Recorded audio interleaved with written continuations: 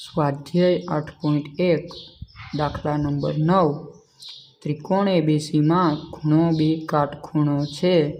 જો tan a બરાબર 1/√3 હોય તો બે પ્રશ્ન પૂછ્યા છે. sin a × cos c plus cos a × sin c. બીજો પ્રશ્ન cos a × cos c minus sin a × sin c શોધો. તો સૌ પ્રથમ આપણને દાખલામાં કીધું છે કે ખૂણો બી કાટખૂણો છે. તો ત્રિકોણ એબીસી દોર્યો, બી ખૂણો કાટખૂણો દર્શાવ્યો. ત્યારબાદ આપણને ટેનની કિંમત આપી તે લખીશું. tan a બરાબર તો tan થીટા એટલે એ ખૂણે. ટેનનું સૂત્ર શું છે આપણી પાસે? સામેની બાજુ છેદમાં પાસેની બાજુ. તો એથી સામેની બાજુ એટલે બીસી, પાસેની બાજુ એટલે એબી. એ ખૂણેથી પાસેની બાજુ એટલે એબી. કેટલું આપ્યું છે? 1/√3. એના બરાબર આપણે શું ધારી લેશું? કે તો આપણને બીસી મળી જશે. બીસી બરાબર 1k અથવા કે, અને એબી √3k. હવે બે બાજુના માપ મળી ગયા બીસી એબી. તો હવે આગળ શું આવશે? પાયથાગોરસના પ્રમેય મુજબ. પાયથાગોરસનો પ્રમેય કર્ણનો વર્ગ. તો કર્ણ આપણો શું થાય? એસી બાજુ.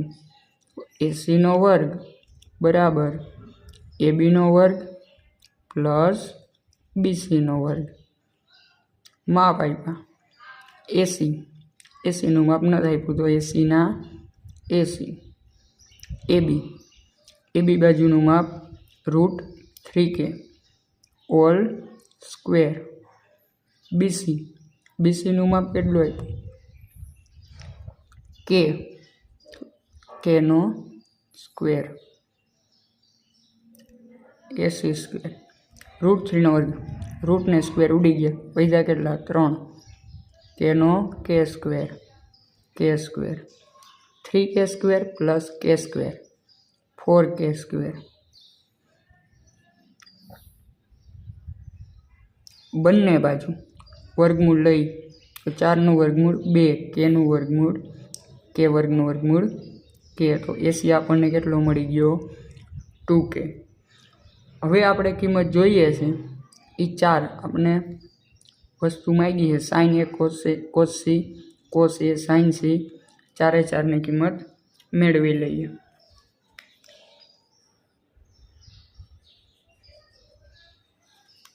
તો સૌ પ્રથમ sin a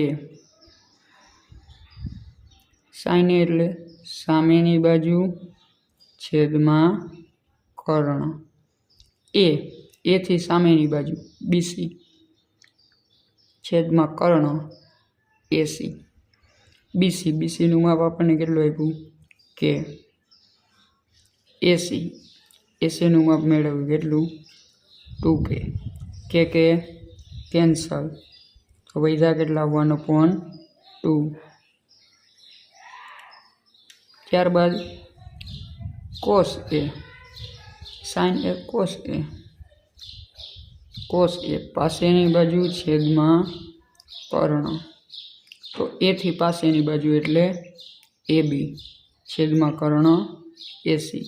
એબીનું માપ કેટલું આપ્યું? √3k. એસીનું માપ 2k. કે કેન્સલ.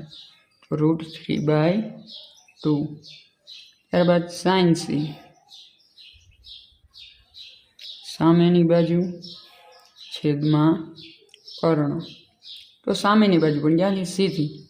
સીની સામેની બાજુ એબી કર્ણ એસી.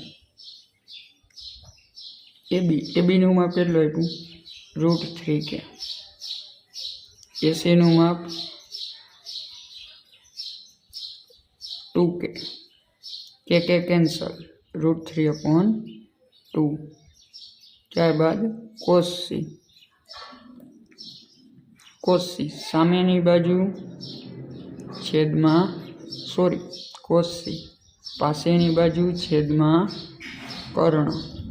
તો સી થી પાસેની બાજુ બીસી, કર્ણ એસી. તો બીસીનું માપ કેટલું કે, કર્ણ એસીનું માપ 2k. કે ઉડી ગયા 1/2. હવે આપણો પહેલો પ્રશ્ન, sine A into cos C plus cos A into sine C. તો સાઇન એની કિંમત કેટલી મળી આપણને 1/2 ઇન્ટુ ગુણ્યા કોસ સી 1/2 પ્લસના plus cos A √3/2 into sine C √3/2. 1 એકુ 1, 2 4, 1/4 પ્લસ √3 ઇન્ટુ √3 3, 2/2 4. બંનેનો છેદ સમાન, 3 ને 1 4, 4/4. તો જવાબ કેટલો મળશે 1.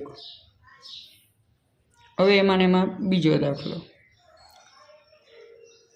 Cos A into cos C minus sine A into sine C.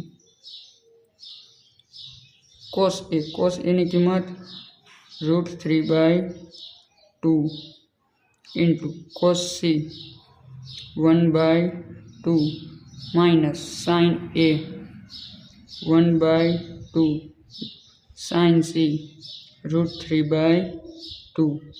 હવે જો બંને પદ સમાન છે, ગુણાકારમાં છે પણ ક્રમનો નિયમ ધરાવે છે, એટલે બે કેન્સલ. તો જવાબ આપણો કેટલો આવશે 0. હવે દાખલા નંબર 10, ત્રિકોણ PQRમાં ખૂણો Q કાટખૂણો છે અને PR પ્લસ QR બરાબર 25 સેમી અને PQ બરાબર 5 સેમી હોય તો સાઇન P, કોસ P અને ટેન P શોધો. તો સૌ પ્રથમ આપણે આકૃતિ દોરી, ત્રિકોણ PQR, એમાં Q ખૂણો કેવો દર્શાવ્યો, કાટખૂણો. હવે બેઝિક માહિતી આપણે લખી નાખીએ, આપેલું છે રકમમાં. એક તો PQનું માપ આપ્યું કેટલું 5 centimetre, PR plus QR 25 semi. તો ગમે એકને કરતાં બનાવેલી, PRને કરતાં બનાવેલી તો QR સામે જાય તો PR કેટલું થાય 25, QR સામે જાય તો માઇનસ, એટલે PR કેટલું મળે 25 - QR. હવે આપણે પાયથાગોરસના પ્રમેય મુજબ, પાગો પ્રમેય મુજબ કર્ણનો વર્ગ, કર્ણ આપ્યો હશે આપણને PR, તો PRનો વર્ગ બરાબર બાકીની બંને બાજુ, એટલે PQ અને QR બંને બાજુના વર્ગોનો સરવાળો. તો PRનું માપ આપણને કેટલું આપ્યું છે 25 - QR, 25 - QRનો. પછી આપ્યું છે PQ, તો PQનું માપ આપણને આપ્યું છે 5, એટલે 5નો વર્ગ. QR એમનો QRનો વર્ગ. હવે અહીંયા 25 - QRમાં નિત્ય સંબંધ x - y હોલ સ્ક્વેર. તો એમાં આવે xનો વર્ગ, 25નો વર્ગ કેટલો થાય 625 - 2 કૌંસમાં x એટલે 25, y એટલે QR અને અંતિમ પદનો વર્ગ એટલે QRનો વર્ગ બરાબર 5નો વર્ગ વત્તા QRનો વર્ગ. QR વર્ગ કેન્સલ.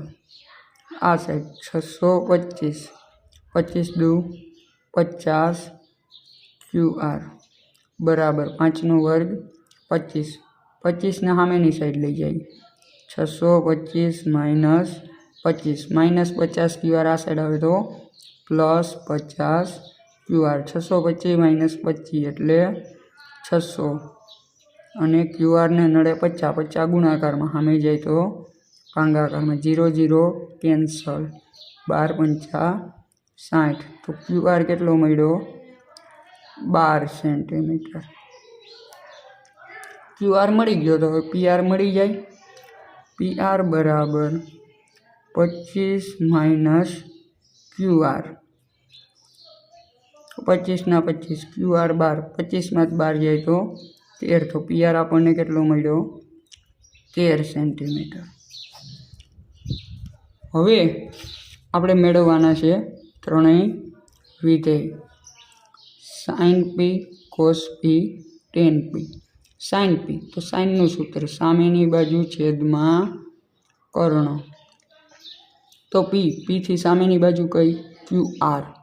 તો ક્યુઆરનું માપ આપણને મળ્યું, કેટલું મળ્યું? 12 છેદમાં કર્ણ. કર્ણ છે આપણો પીઆર. કર્ણનું માપ આપણને કેટલું મળ્યું? કર્ણ થાય આપણો પીઆર. તો પીઆરનું માપ આપણને મળ્યું 13. ત્યારબાદ કોસ પી. કોસનું સૂત્ર પાસેની બાજુ છેદમાં કર્ણ. તો પીથી પાસેની બાજુ પીક્યુનું માપ 5, કર્ણ 13.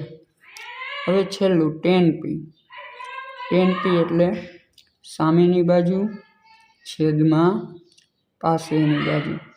સામેની બાજુ પીથી સામેની બાજુ ક્યુઆર